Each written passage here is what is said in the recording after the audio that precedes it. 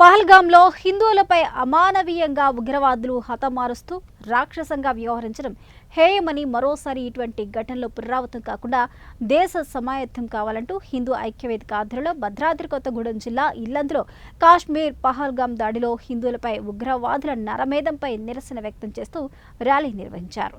పలు కులాలకు చెందిన వర్గాల వారు హిందూ మత పెద్దలు ఈ ర్యాలీలో పాల్గొని పాకిస్తాన్కి వ్యతిరేకంగా ఉగ్రవాదులకు వ్యతిరేకంగా నినాదాలు చేశారు. ఈ సందర్భంలో పహల్గాం ఘటనలో మృతి చెందిన మృతులకు ప్రగాఢ సానుభూతి తెలిపారు.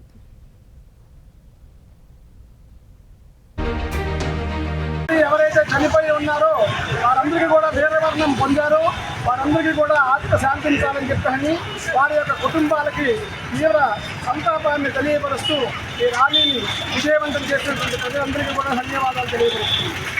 భారతదేశంలో ఉగ్రవాదులు చొరబడి హిందువులపైన భారతీయులపైన దాడిని తీవ్రంగా ఇల్లందు యాదవ సంఘం తరఫున ఖండిస్తున్నాం. ఇది అమానుషమని హిందుత్వం పైన దాడుల్ని ఉపక్రమించేది లేదని దాన్ని ప్రతిఘటించాలని కోరుకుంటున్నాం. భారత్ మాతాకి పోయిన నెల 22వ తారీఖు ఉగ్రవాదులు నలుగురు 22 మందిని కాల్చి అమానుషంగా అమానవీయంగా రాక్షసత్వంగా కులం వగైరా అడుగుతూ చాలా అకృత్యంగా చంపడం జరిగింది. ప్రపంచ దేశాలన్నీ ఉత్తకంఠంతో సంఘీభావం తెలిపినాయి,